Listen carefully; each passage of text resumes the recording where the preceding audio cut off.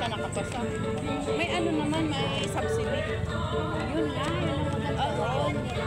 Ano yun na sabihin? Nakapasa siya sa Minso ate, sa Kanapan, payo. Wala basta kaya binigyan sa malapit na. At utay-utay naman. Utay-utay naman siya, hindi naman siya bigla na babayaran. Tapos kayo niya may subsidy. Diba?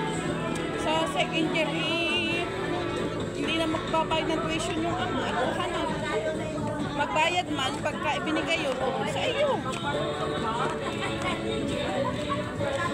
Ay, di, nakikita ko ka na. Nagsusubay pa yan. Ayan na, uwian. Uwian, oras naman pa yun. Uwian siya, te.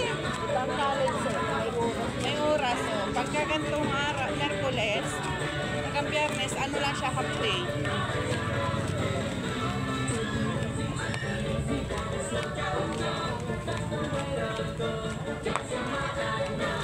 Tapos yung bunso ay Grade 9.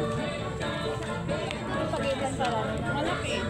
Ay, Yung panganay ko, gagraduate siya ate na college. Yung bunso ko, gagraduate ng senior high school. Kaya sabi ng ama na, pagka halimbawa, at ikaw rin nagkatrabaho na. anong karera? Ha? Anong karera? Teacher! Wow! Yung high school, wag yung ulitin ka eh. High school! BSN! Kahit sino naman sa akin guys sa amin. Ito alam ko palang BSN siya. Pawisa na. Yeah, pawisa mo sa data. Ako ang pawisa na.